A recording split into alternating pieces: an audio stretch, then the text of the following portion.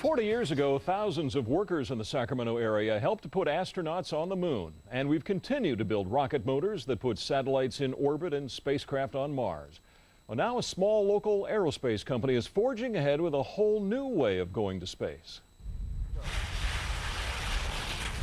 This helium balloon will carry a payload of experiments almost to the edge of space, where the sky is black and the air we breathe is just a thin blue layer that covers the Earth.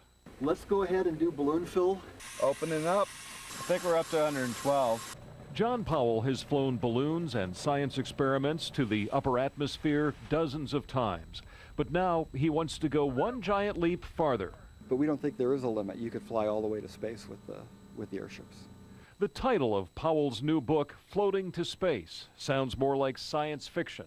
A really huge airship and slowly accelerated over weeks to get all the way up into orbit. The problem is an airship big enough to do that wouldn't survive on the ground because it would be too fragile to survive in the lower winds.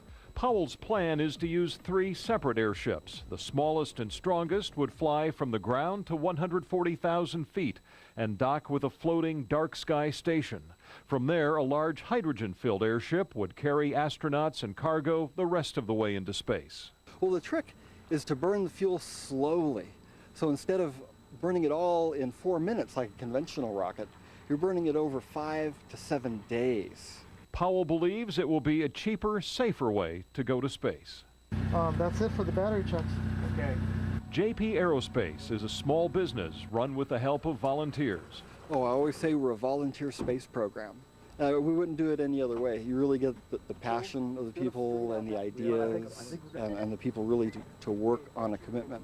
Okay, not quite yet, Paul. Okay. We're getting close. They're already building and testing equipment that they'll need to float to space, including this airship hovering in a large hangar at McClellan Air Park.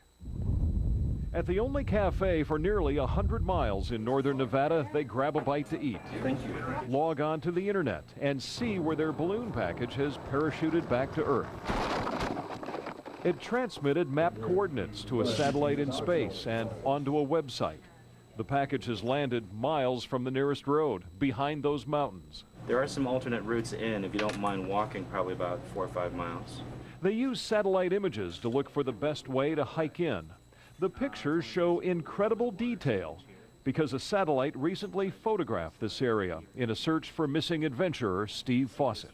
Toward me. And now it's helping this team from Northern California find a new way to go to space.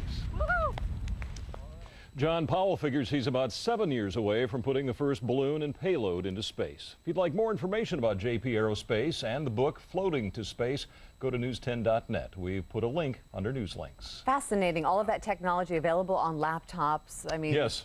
That used in to fill Gerlach, rooms. Nevada, which is in the middle of nowhere. Yeah, they're logging on. Very cool. Ryan Yamamoto in with sports and Friday Night Football starting early.